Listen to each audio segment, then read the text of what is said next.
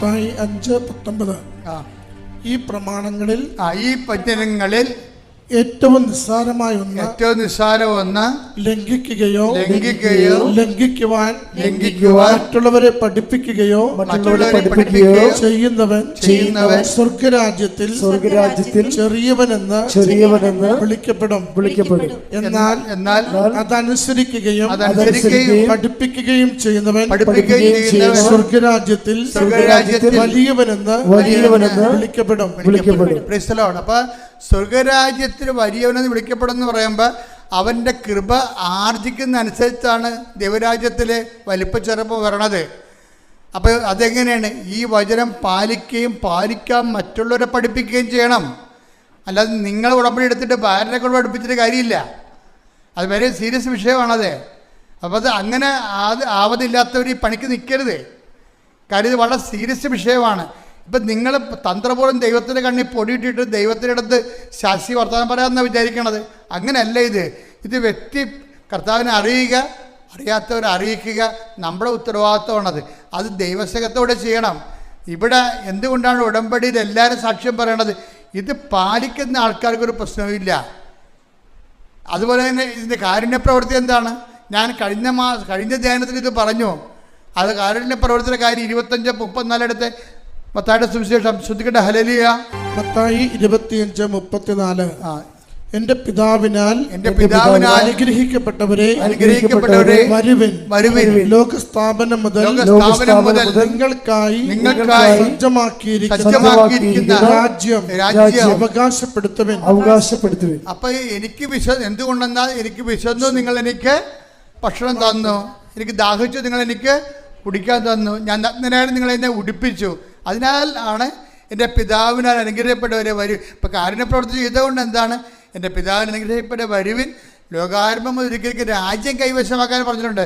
അത് വലുതാണോ ചെറുതാണോ എന്നുള്ളത് വേറെ വിഷയമാണ്. അത് കൃത്യമായിട്ടും വലിയ ദൈവാനുഭവത്തിലേക്ക് നിത്യതയുടെ ഉന്നത കൃപകളിലേക്ക് ക്ഷണിക്കപ്പെടുന്നത് ഉപപ്രവർത്തനമല്ല, അത് സുവിശേഷ പ്രവർത്തനമാണ്. അതുകൊണ്ടാണ് ഞാൻ പറഞ്ഞത് 50 മാർക്ക് പത്രക്കൈമാറ്റത്തിനാണ്. പത്രത്തിലൂടെ എന്താ ഉള്ളത്? അനുഭവ സാക്ഷ്യങ്ങളാണ്. ആരുടെ അനുഭവങ്ങൾ? ക്രിസ്തുവിനെ വചനം നടപ്പിൽ വരുത്തിക്കൊണ്ട് അവൻ പറയണ പോലെ ചെയ്ത് അനുഭവം പ്രാപിച്ചവരുടെ അനുഭവ സാക്ഷ്യമാണ് പത്രത്തിലുള്ളത്. 100 ഉണ്ട്. കാണുമ്പോൾ തന്നെ അത് ആൾക്കാർ മനസ്സിലാക്കി എൻ്റെ പ്രശ്നമുള്ള സാക്ഷ്യം വായിച്ചു കഴിയുമ്പോൾ അവൻ കർത്താവിൻ്റെ തിരക്ക് വരും. അറിയിക്കാൻ പറ്റും, അറിഞ്ഞവരെ ആഴപ്പെടുത്താൻ പറ്റും. ഉപപ്രവർത്തനങ്ങൾക്ക് 30 മാർക്കാണ്. പിന്നെന്ത് പ്രാർത്ഥന? പിന്നെ 20 പോയിൻ്റാണ് ഉള്ളത് പ്രാർത്ഥനയ്ക്കുള്ളത്. നിങ്ങൾ എന്താ ചെയ്യണമെന്ന് വെച്ച് കഴിഞ്ഞാൽ ഇതൊന്നും ചെയ്യത്തില്ല, പ്രാർത്ഥന മാത്രം കൊണ്ടുകൊണ്ടിരിക്കും. അത് പ്രാർത്ഥിക്കണമാണ്. നിങ്ങൾക്കറിയാൻ പറഞ്ഞിട്ടാണ് ഞാൻ വിശ്വാസ പ്രമാണം എഴുതിയിരിക്കണം. അതിൻ്റെ അകത്ത് വിശ്വാസ പ്രമാണം എല്ലാവർക്കും അറിയാം, സ്വർഗസ്ഥരാപിത എല്ലാവർക്കും അറിയാം, നന്മ അറിഞ്ഞ പറയാം എല്ലാവർക്കും അറിയാം, ജപമാല എല്ലാവർക്കും അറിയാം ശരിക്കും. പക്ഷെ അതിൻ്റെ എല്ലാം ചെല്ലിയാലും നമുക്ക് വരുന്നത് എന്താണ്? അതെല്ലാം ചെല്ലണം. എന്താണ്? കഴിഞ്ഞ ധ്യാനത്തിൽ ഞാൻ പറഞ്ഞായിരുന്നു, വെള്ളം കുടിക്കാൻ ജീവിക്കാൻ പറ്റുമോ? ഡീഹൈഡ്രേഷൻ ഉണ്ടാവും, കരളുപാട്, കിഡ്നി ചുങ്ങിപ്പോവും, ചത്തുപോവും. അപ്പോൾ പ്രാർത്ഥനയില്ല ജീവിക്കാൻ പറ്റത്തില്ല. പ്രാർത്ഥന വെള്ളം പോലെയാണ്. പക്ഷെ നമ്മൾ ജോലി ചെയ്യണമെങ്കിൽ ഗുരുത്വമുള്ള ഭക്ഷണം വേണം, ന്യൂട്രീഷനായിട്ടുള്ള ഫുഡ് വേണം. അതിനാണ് ഉപപ്രവർത്തനങ്ങളും സുവിശേഷ വേലയെന്ന് പറയണത്. അപ്പം അതുകൊണ്ട് ഇതിൻ്റെ എല്ലാം കറക്റ്റായിട്ടാണ് ഉടമ്പടിയിലുള്ളത്. ഷിബിൻ ഇതെല്ലാം കൃത്യമായിട്ട് ചെയ്യണ ആളാണ്. അതുകൊണ്ടാണ് ഹിന്ദി പത്രം ഇംഗ്ലീഷ് പത്രം മേടിച്ചിട്ട് ഇന്ത്യ മുഴുവനും പറ്റുന്ന സ്ഥലങ്ങളെല്ലാം ആ മനുഷ്യൻ കൊണ്ടേ കൊടുത്തിട്ട് ഒരു ദിവസം ഷിബിൻ നാട്ടി വരുമ്പോൾ ഷിബിനോട് ഇപ്പം നമ്മൾ സത്യസന്ധരാണെന്ന് പറഞ്ഞാൽ അമ്മ ഉടനെ ഇടപെടും. നമ്മൾ ദൈവം ഇടപെടാത്തതിൻ്റെ കാര്യം എന്നറിയാമോ? നമ്മൾ ഉടമ്പടി സത്യസന്ധരല്ലാത്തത് കൊണ്ടാണ്. ഷിബിൻ ഉടനെ നാട്ടിൽ വന്നപ്പോൾ പരിശുദ്ധമ്മ പറഞ്ഞു, മോനെ അവിടെ കൊണ്ട് ഉപ്പിടാൻ പറഞ്ഞു. ആ പറമ്പ് വഴിയിലല്ല ഉപ്പിടാൻ പറഞ്ഞു. അവനവിടെ കൊണ്ട് വിശ്വാസപ്രമാണം ചൊല്ലി വഴിയില്ലാത്ത സ്ഥലത്ത് കൊണ്ടുപോയി ഉപ്പിട്ട് വെച്ച് പിറ്റേ ദിവസം 20 കൊല്ലമായി ആ വീട്ടിൽ കയറി ഇറങ്ങണത്. ആ മനുഷ്യനോട് ഇന്നവൻ, ചേട്ടാ ഇത്തിരി വഴി കിട്ടാൻ വല്ല മാർഗമുണ്ടോ? ഞാനിത് 20ാമത്തെ കൊല്ലാണ് വരണത്. അപ്പോൾ ഉടനെ ചേട്ടൻ പറഞ്ഞ്, ഞാൻ പണി ചെയ്യാം, നിനക്ക് വഴി തരാം. പക്ഷേ അതെങ്ങനെ തരും? സൈഡിൽ കൂടി തരാം. അത് തോടാണത്, അതിന് നികർത്തിയെടുത്തോളാൻ പറഞ്ഞു.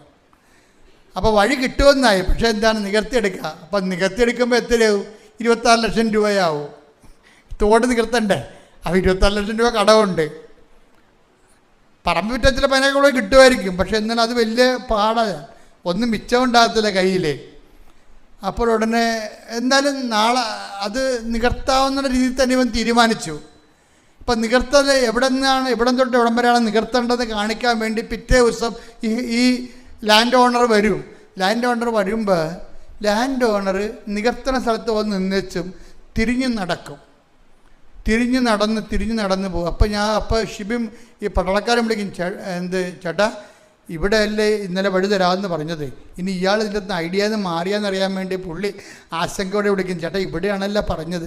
ആ എന്ന് പറഞ്ഞ് നിശ്ചയം ഈ ഈ ലാൻഡ് ഓണർ ജോലി ആ പറമ്പിൻ്റെ ഉടമസ്ഥൻ അറിയാതെ ഇവൻ ഉപ്പിട്ട സ്ഥലത്ത് പോയി നിൽക്കും. എന്നിട്ട് പറയും, നിനക്കിവിടുന്ന് വഴി തരാമെന്ന് പറയും. ഇതാണ് കൃപാസനം മാതാവെന്ന് പറയണത്. ഷിബിൻ എവിടെയാണ് കൊണ്ട് ഉപ്പിട്ടത് അവിടെ കൊണ്ടുവന്ന് മാതാവ് ഈ ലാൻഡ് ഓണറിനെ കൊണ്ട് നിർത്തിയിട്ട് അവിടുന്ന് വഴിയാളെന്ന് കൊടുക്കും. ഇപ്പോൾ ഇതൊക്കെ മനസ്സിലായില്ലേ, 20 കൊല്ലമായി നടക്കുന്നത്. ഇത് നോട്ട് ബൈ മെറിറ്റ് വർക്ക് ചെയ്യണത്. ഇവൻ ഉടമ്പടി സത്യസന്ധനാണ്. അവൻ്റെ ഉടമ്പടി അമ്മ ഏറ്റെടുത്തിരിക്കുകയാണ്.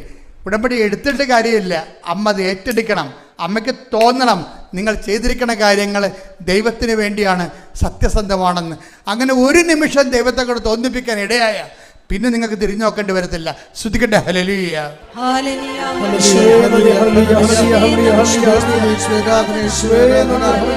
ഉടമ്പടി വിശ്വസ്തയോടെ ജീവിക്കുവാൻ സഹായിക്കുന്ന വിശ്വാസ കൈമാറിക്കൊണ്ട് അവിടെ ഏറ്റെടുക്കുവാൻ ഞങ്ങളെ സഹായിക്കണം.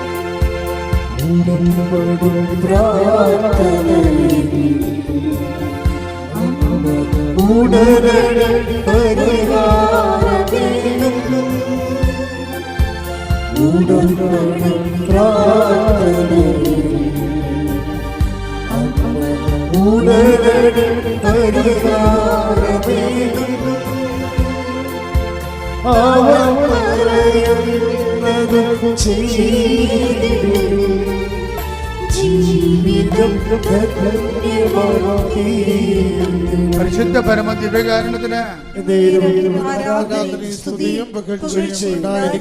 ഈ വഴി കിട്ടിക്കഴിഞ്ഞപ്പോൾ എൻ്റെ സ്വർഗം കിട്ടിയ പോലെ. പക്ഷെ ഇത് ഇനി വിറ്റ് മാറ്റാൻ വേണ്ടി ഈ ലീവിന് മുമ്പ് വിറ്റ് മാറ്റിയിട്ടല്ല ജപ്തി നടന്ന് രക്ഷപ്പെടണം. ജപ്തി ഡേറ്റ് വന്നിരിക്കുകയാണല്ല, നമുക്ക് വഴി കിട്ടിയാലും വിറ്റ് മാറ്റില്ല ജപ്തി ചെയ്ത് പോകുമല്ലോ. അപ്പോൾ കുടുങ്ങിക്കുന്നതിനെ കിടക്കണതാണ്. അങ്ങനെ ജിബിൻ രണ്ടാമത് ഇത് പുതുക്കാൻ വേണ്ടി വന്നപ്പോൾ എന്നെ വന്ന് കണ്ട്. ഇപ്പം ഞാൻ ജിബിൻ്റെ ഈ കേസ്, എനിക്ക് ഈ കേസ് കൊണ്ടൊന്നും അറിയത്തില്ലല്ലോ. ഞാൻ കിട്ടിയ പേപ്പർ അങ്ങനെ എന്നെ കൊണ്ട് അമ്മയെടുത്ത് പറഞ്ഞ് അമ്മയെടുത്ത് വെച്ചു.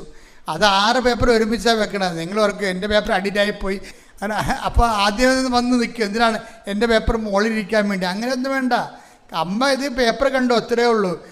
ഈ പേപ്പർ വെച്ചപ്പോൾ തന്നെ ജിബിൻ്റെ കാര്യത്തിൽ തീരുമാനമായി. അമ്മ പറഞ്ഞ്, ഞാൻ അവൻ്റെ അടുത്ത് വന്നപ്പോൾ പറഞ്ഞ് 6 അമ്മ പറയുന്നുണ്ടെന്ന് പറഞ്ഞു. 6. അപ്പോൾ അതിൻ്റെ അകത്ത് മെസ്സേജായാണത്, അതിന് മെസ്സേജുണ്ട്.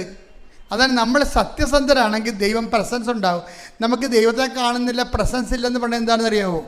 നിങ്ങളെ ഉടമ്പടി സത്യസന്ധരാണെങ്കിൽ ഉടമ്പടിയുടെ ഉള്ളതാണ് ഈ മഴവില്ലും സുഗന്ധാഭിഷേകവും അതുപോലെ തന്നെ പേരും ദർശനവും സ്വപ്നവും. ഉടമ്പടിയെല്ലാം വൃത്തിയാണെങ്കിൽ പ്രസൻസ് വരും. എന്താണ്? I will come with you wherever you go. നീ എവിടെ പോയാലും ഞാൻ നിൻ്റെ കൂടെ വരും. പ്രസൻസാണത്, അത് വാഗ്ദാനത്തിലുള്ളതാണ്. അപ്പം അമ്മയുടെ അടുത്ത് ഇത് വെച്ചപ്പോൾ തന്നെ അമ്മ പറഞ്ഞു 6 പറയാൻ പറഞ്ഞു. ഞാൻ ഷിബിനോട് പറഞ്ഞു 6 പറയുന്നുണ്ട്. അപ്പോൾ ഷിബിൻ എന്നോട് ചോദിച്ച് ഡേറ്റ് ആണോ അക്ഷരമാണോ? അപ്പം ഞാൻ അറിയത്തില്ല, വെയിറ്റ് എന്ന് പറഞ്ഞു. വെയിറ്റ് എന്ന് വെച്ചതിൻ്റെ അർത്ഥം എന്താണ്? വെയിറ്റ് ഇൻ കവനൻ്റ് എന്നതിൻ്റെ അർത്ഥം നീ ഉടമ്പടിയിൽ ജാഗ്രതയോടെ വെയിറ്റ് ചെയ്യുക, സമയമാകുമ്പോൾ അമ്മ അറിയിക്കുമെന്ന് പറഞ്ഞു. അപ്പോൾ ഒരു 6 കഴിഞ്ഞ് പോയി, പിന്നെ ഒരു 16 കഴിഞ്ഞ് പോയി, 26 കഴിഞ്ഞ് പോയി, ഇപ്പം കിട്ടും എല്ലാം 6 ഉണ്ടല്ലോ എന്ന് നിൽക്കണം. ആരും വന്നില്ല.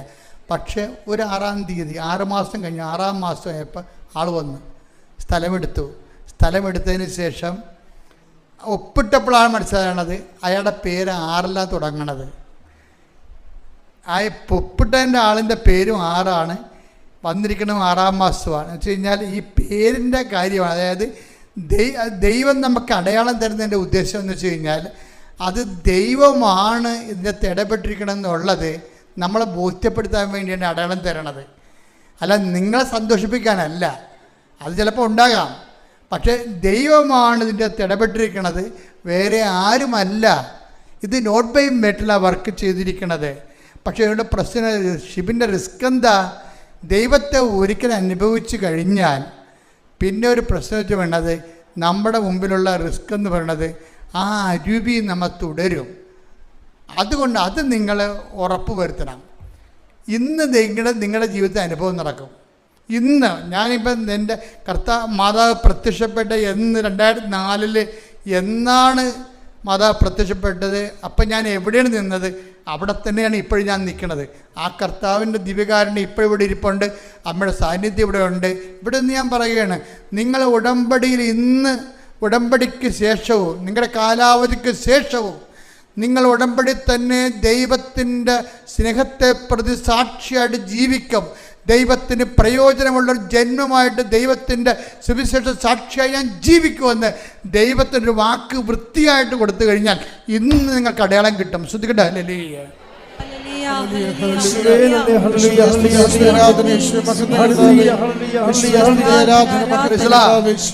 ഉടമ്പടി എടുക്കുന്നതിനേക്കാൾ പ്രശ്നമാണ് ഉടമ്പടി ദൈവത്തെ കൊണ്ട് ഏറ്റെടുപ്പിക്കണത്.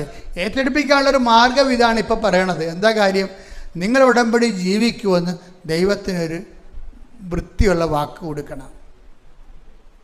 ഉടമ്പടിക്കാലം കഴിഞ്ഞാലും ഞാൻ വിശുദ്ധിയോടും സാക്ഷിയായിട്ട് ജീവിക്കും. അത് സത്യസന്ധമാണെങ്കിൽ ഇന്ന് അടയാളം നടക്കും. കാര്യം ഉടമ്പടി കർത്താവിൻ്റെ വാക്ക് കർത്താവ് ആ വാക്കിൽ നിന്ന് മാറ്റത്തില്ല. കാര്യം എന്താ വെച്ചാൽ, നിങ്ങൾ അവിശ്വസ്തരായിരുന്നാൽ പോലും ഞാൻ വിശ്വസ്തനാകുമെന്ന് പറയുമ്പോഴേ ആ വിശ്വസ്തത നമുക്ക് അനുഭവവേദ്യമാകണം. അനുഭവവേദ്യമാകണത് വേറെ ഒരു വിഷയമായതുകൊണ്ടാണ് ഞാൻ ഇങ്ങനെ നിങ്ങളോട് പറഞ്ഞത്. കാര്യം എന്താണ്? നിങ്ങൾ ചെയ്യുന്ന കാര്യം ദൈവത്തെ കൊണ്ട് ഏറ്റെടുപ്പിക്കാൻ എന്ത് ചെയ്യണം? ഞാൻ എക്കാലവും ദൈവത്തിന് 90 ദിവസമല്ല പ്രായം, അവൻ നിത്യത വരെ. അപ്പം നിങ്ങൾ എന്നെ കർത്താവ് നീ എന്നെ സഹായിക്കണം. എനിക്ക് ജീവിതകാലം മുഴുവൻ ഉടമ്പടി ജീവിക്കാൻ ആഗ്രഹമുണ്ട്. അതിനിവിടെ ആലപ്പുഴ വരണമെന്ന് നിർബന്ധമുണ്ടോ? ഒരു നിർബന്ധവുമില്ല. ജീവിതകാലം മുഴുവൻ ആലപ്പുഴ വരണമെന്ന, പേപ്പർ വായിക്കണമെന്ന, ക്യൂ നിൽക്കണമെന്ന ഒന്നും നിർബന്ധമില്ല. നിങ്ങൾ ദൈവത്തിൽ എന്താ പറയേണ്ടത്? ഞങ്ങൾ ആലപ്പുഴയായാലും അയർലൻഡിലായാലും ഞങ്ങൾ ദൈവതിരുസന്നിധിയിൽ വിശുദ്ധിയോടെ സുവിശേഷത്തിൻ്റെ സാക്ഷിയായിട്ട് ഉടമ്പടി ഇതുപോലെ തുടർന്ന് ജീവിക്കും. ശ്രദ്ധിക്കട്ടെ. ഹല്ലേലൂയ.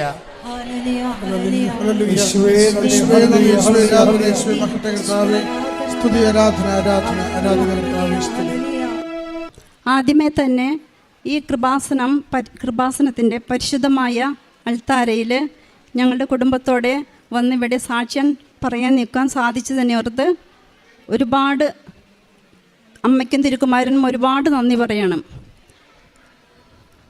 എൻ്റെ പേര് ജെയിൻ ജോണി, ഹസ്ബൻഡ് TD ജോണി, മക്കൾ ആൽവിൻ ജോണി, അഞ്ജു ജോണി, ആഷ്ന ജോണി. ഞാൻ 2022 ഒക്ടോബർ മാസത്തിലാണ് ഇവിടെ ആദ്യമായി വന്നത്. ഞാൻ ആദ്യമായി വരുമ്പോൾ ഉടമ്പടി എടുക്കാൻ വിചാരിച്ചിരുന്നില്ല.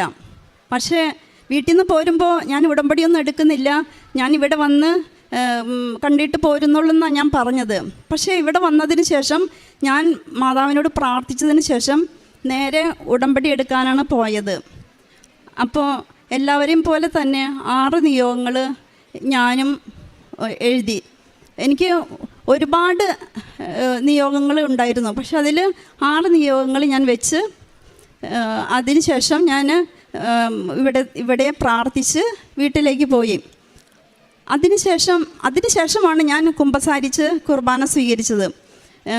പിന്നെ എന്നും പള്ളിയിൽ പോകും, കുമ്പസാരം, കുർബാന, അതായത് ഉടമ്പടിയിൽ പറഞ്ഞ പ്രകാരമുള്ള എല്ലാം ഞാൻ അതേപടി അനുഷ്ഠിച്ചു പോന്നു. ആദ്യമേ തന്നെ എനിക്ക് അതിനുശേഷം ഒരാഴ്ച കഴിഞ്ഞപ്പോൾ ഒരു ദിവസം ഉച്ചയ്ക്ക് ശേഷം എൻ്റെ ഹസ്ബൻഡ് എന്നോട് വിളിച്ച് പറഞ്ഞു, നമ്മുടെ മെയിൻ കേസ് വിധിയായിട്ടോ എന്നുള്ളത്.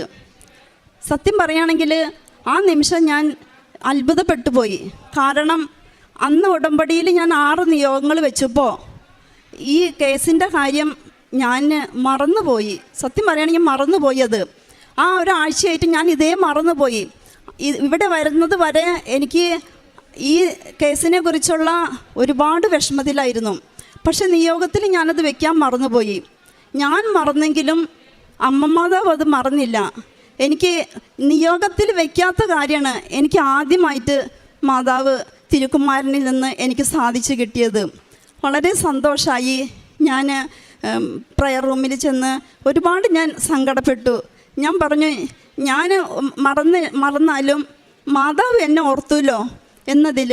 പിന്നീട് അങ്ങോട്ട് ഉടമ്പടിയിൽ തന്നെയായിരുന്നു എൻ്റെ ജീവിതം. പിന്നെ ഞാൻ നിയോഗത്തിൽ വെച്ചതാണ് എനിക്ക് മൈഗ്രെയിൻ്റെ തലവേദന. അതായത് ഒരു പ്രാവശ്യം വരുമ്പോൾ ഇടത് സൈഡാണെങ്കിൽ അത് കുറച്ച് ദിവസം അങ്ങനെ നിൽക്കും. അതിനുശേഷം അത് മാറിക്കഴിയുമ്പോൾ ഇപ്പുറത്ത് വലത് സൈഡിൽ തലവേദന. അങ്ങനെ അത് ഏകദേശം ഒരു 20 വർഷത്തോളമായിട്ട് എനിക്കത് മുടങ്ങാതെയുണ്ട്. കുറച്ച് ഗ്യാപ്പേ ഉണ്ടാവുള്ളൂ, അതിനുശേഷം വീണ്ടും തലവേദന വരും. അങ്ങനെയായിരുന്നു. ഉടമ്പടി എടുത്തതിന് ശേഷം ഞാൻ അറിഞ്ഞില്ല എൻ്റെ തലവേദന മാറിയത്. കുറച്ച് നാളുകൾ കഴിഞ്ഞപ്പോൾ ഞാൻ യാത്രയ്ക്കൊക്കെ പോയി വരുമ്പോൾ, സാധാരണ യാത്രയ്ക്ക് പോയി വരുമ്പോൾ എനിക്ക് നല്ല തലവേദനയോടെയാണ് ഞാൻ വീട്ടിലേക്ക് വരാം. ഉറങ്ങിയാലും ആ തലവേദന മാറില്ലായിരുന്നു. പക്ഷേ കുറേ ദിവസങ്ങൾ കഴിഞ്ഞപ്പോഴാണ് ഞാൻ ഓർക്കുന്നത്, അല്ലേ എൻ്റെ തലവേദന മാറിയില്ലോ എന്നുള്ളത്. അപ്പോഴും മാതാവ് എനിക്ക് എൻ്റെ തലവേദന മാറ്റി തന്നു. അതുപോലെ തന്നെ ഞങ്ങൾക്ക് സാമ്പത്തികമായിട്ട് ഭയങ്കര പ്രശ്നങ്ങളുണ്ടായിരുന്നു, കടബാധ്യത ഉണ്ടായിരുന്നു. അപ്പം ഞാനത് നിയോഗത്തിൽ വെച്ചിരുന്നതാണ്. അപ്പം ഞങ്ങൾക്ക് 2 പ്ലോട്ട് സ്ഥലമുണ്ട് വിൽക്കാനായിട്ട്.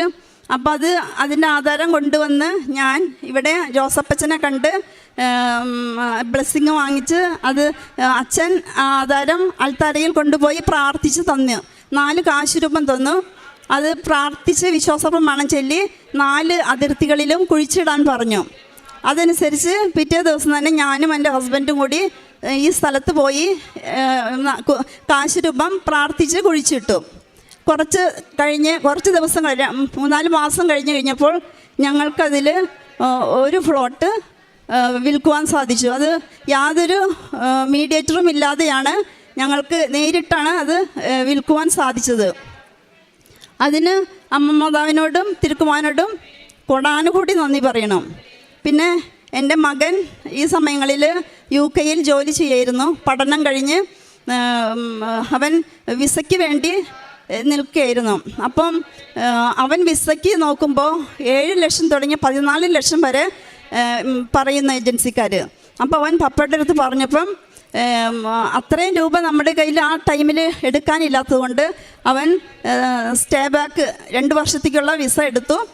അങ്ങനെ ഇരിക്കുമ്പോൾ ഞാനും ഒരുപാട് പ്രാർത്ഥിക്കുന്നുണ്ട് വിസ തരണമേ എന്ന് കിട്ടുവാൻ വേണ്ടിയിട്ട്. അങ്ങനെ സമയ ചുരുക്കത്തിൻ്റെ മാതാവ് ഉടനെ തന്നെ അവനൊരു ഇൻ്റർവ്യൂ വരികയും അവനതിൽ അറ്റൻഡ് ചെയ്ത് അവന് അതിൽ പാസ്സാവുകയും അവന് സാധാരണ രീതിയിൽ വിസ അവന് 5 വർഷത്തേക്ക് അടിച്ചു കിട്ടി.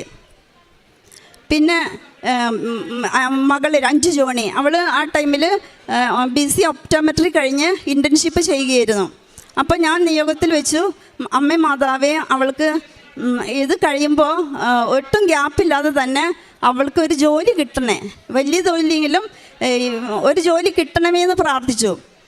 അങ്ങനെ അവളുടെ ഇൻറ്റേൺഷിപ്പ് അവസാന നാളുകളിൽ അവർക്ക് അവിടെ ഒരു ഇൻ്റർവ്യൂ വന്നു. അവളത് അറ്റൻഡ് ചെയ്തു.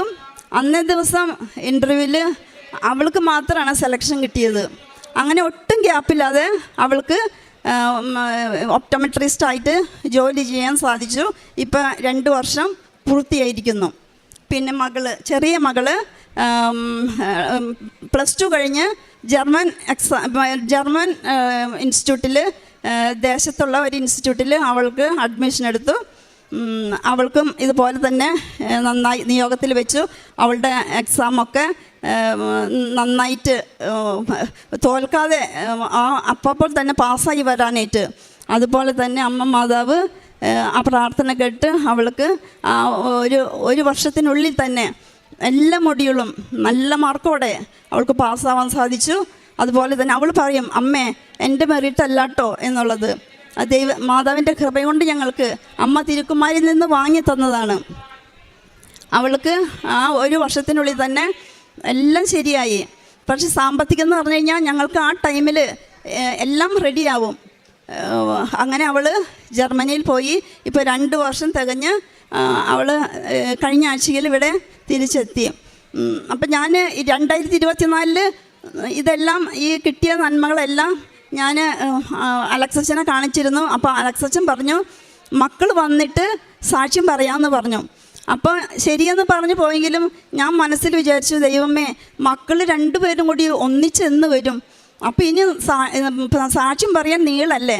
അപ്പം ഞാൻ ഒരുപാട് ആഗ്രഹിച്ചതാണ് സാക്ഷ്യം കേൾക്കുമ്പോൾ ഇതുപോലെ എനിക്ക് ഒന്നിച്ച് മക്കളും ഭർത്താവും കൂടി ഒരുമിച്ച് സാക്ഷ്യം പറയാൻ സാധിക്കണേ എന്നുള്ളത്.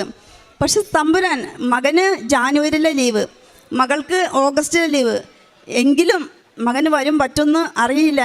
പക്ഷേ മാതാവ്, അത് സമയ ചുരുക്കത്തിൻ്റെ മാതാവ്, 2 പേർക്കും ഒരാഴ്ചയുടെ വ്യത്യാസത്തിൽ, ഒരാൾക്ക് 4 ആഴ്ചയും ഒരാൾക്ക് 3 ആഴ്ചയും ലീവ് കൊടുത്ത് 2 പേരും എത്തി. മകൻ ഇന്നലെ എത്തിയതേ ഉള്ളൂ. അപ്പോൾ ഞാൻ മാതാവിനോടൊരു വാക്ക് പറഞ്ഞിട്ടുണ്ടായിരുന്നു, മാതാവേ എൻ്റെ മകൻ വന്നു കഴിഞ്ഞ് കഴിഞ്ഞാൽ അവന് ഔട്ടിങ്ങിനൊക്കെ പോകാൻ ഭയങ്കര താല്പര്യമുള്ള മകനാണ്. അപ്പം അവിടെ പോണേക്കാളും മുന്നേ ഏറ്റവും ആദ്യം കൃപാസനത്തിൽ വന്ന് സാക്ഷ്യം പറഞ്ഞിട്ടേ ഞങ്ങൾ പുറത്തേക്ക് പോകുള്ളൂ എന്ന് മാതാവിനോട് പറഞ്ഞിട്ടുണ്ട്. അതുപോലെ തന്നെ ഞങ്ങൾക്ക് മാതാവ് ദൈവം ഒരുക്കി തന്നതാണ് ഞങ്ങൾക്ക് 5 പേർക്കും ഇവിടെ നിന്ന് സാക്ഷ്യം പറയാനായിട്ടുള്ളത്. ഇതിന് അമ്മയ്ക്കും തിരുക്കമ്മനോടും കോടാനുകൂടി നന്ദി പറയുന്നു. പിന്നെ പത്രം ഇവിടെ നിന്ന് കിട്ടിക്കഴിഞ്ഞാൽ ഞാൻ അന്ന് തന്നെ പത്രം ഓരോരുത്തരുടെ കയ്യിലേ കൊടുക്കുള്ളൂ, എവിടെയും വെച്ച് പോകില്ല. കൊടുത്തിട്ടേ ഞാൻ എത്ര സമയമായാലും വീട്ടിൽ എത്തുകയുള്ളൂ. പിന്നെ കാരുണ്യ പ്രവർത്തികളെന്ന് പറഞ്ഞ് പിന്നെ കുർബാന, കുമ്പസാരം, ജപമാല എല്ലാം ഉടമ്പടിയിലൂടെ തന്നെ ജീവിക്കുന്നു. ഭർത്താവും മക്കളും അവരുടെ പിന്നെ മറ്റ് വീട്ടിൽ ആര് സഹായ അഭ്യർത്ഥനയായി വന്നു കഴിഞ്ഞാലും ഫുഡായാലും പൈസ കൊണ്ടായാലും ഞങ്ങൾ ഫുഡ് ഒരിക്കലും ഒരാൾക്കും കൊടുക്കാതെ ഞങ്ങൾ വിട്ടയച്ചിട്ടില്ല. പൈസ അർഹതയുള്ളവർക്ക് അത് ഞങ്ങൾ അന്യം കവിഞ്ഞത് ഞാനും ഹസ്ബൻഡും മക്കളായാലും അവർക്ക് ഇതൊക്കെ ഒരു ഇഷ്ടമുള്ള കാര്യമാണ്. അവരാരെ വേണമെങ്കിലും കയ്യിലുണ്ടെങ്കിൽ അവർക്ക് സഹായിക്കാൻ ഒരു മടിയുമില്ല. പിന്നെ അടുത്തുള്ള ഞങ്ങൾക്കൊരു കൃപാഭവനുണ്ട്, അവിടെ പോയി അവർക്ക് ഇഷ്ടമുള്ള എന്താണെന്ന് വെച്ച് കഴിഞ്ഞാൽ വാങ്ങിച്ചു കൊടുക്കും. പിന്നെ വൃദ്ധസദനിൽ പോയിട്ടുണ്ട്, പിന്നെ രോഗികളെ സന്ദർശിക്കുന്നുണ്ട്. അങ്ങനെ പിന്നെ മകൾക്ക് ഈ 2ാമത്തെ മകള് ഉടമ്പടി എടുത്തിട്ടുണ്ട്. അവളും ഉടമ്പടിയിലൂടെ ജീവിക്കുകയാണ്. അവളുടെ നിയോഗങ്ങളും അവൾ വെച്ചിട്ടുണ്ട്. അവളും അടുത്ത് തന്നെ ഇവിടെ വന്ന് സാക്ഷ്യം പറയാൻ പറ്റുമെന്ന് ഞാൻ ഉറപ്പായിട്ട് വിശ്വസിക്കുകയാണ്. ഇതെല്ലാം തന്ന മാതാവിനും തിരുക്കുമാരനും കൊടാനുകൂടി നന്ദി പറയുന്നു. ആഷ്ന ജോണി, ഞാനാണ് ജർമ്മനിയിൽ നിന്ന് ലീവിന് വന്നിട്ടുള്ളത്. ജർമ്മൻ ഭാഷ പഠിക്കാൻ പോയത് 2022 ജൂൺ ബാച്ചായിരുന്നു. അന്ന് തുടങ്ങി ജൂൺ തൊട്ടുള്ള 1.5 വർഷത്തിനുള്ളിൽ ഞാൻ ജർമ്മനിയിലേക്ക് കയറിപ്പോയി. എനിക്ക് ഒരു തടസ്സം ഒന്നിനും വന്നിട്ടില്ല. എക്സാമുകളായാലും എല്ലാം കറക്റ്റ് സമയത്തിന് പാസ്സായിപ്പോയി. വിസയ്ക്ക് ഒരു തടസ്സം വന്നിട്ടുണ്ടായിരുന്നില്ല. ഭാഷയാണേലും അവിടെ ചെന്നതിന് ശേഷം ഒരു ബുദ്ധിമുട്ട് പോലും ഉണ്ടായിട്ടില്ല. ആരോട് ചോദിച്ചാലും തിരിച്ച് നന്നായിട്ട് ലാംഗ്വേജ് കമ്മ്യൂണിക്കേറ്റ് ചെയ്യാൻ സാധിക്കുന്നുണ്ട്. എല്ലാം മാതാവിൻ്റെ കൃപയാണെന്ന് ഞാൻ വിശ്വസിക്കുന്നു.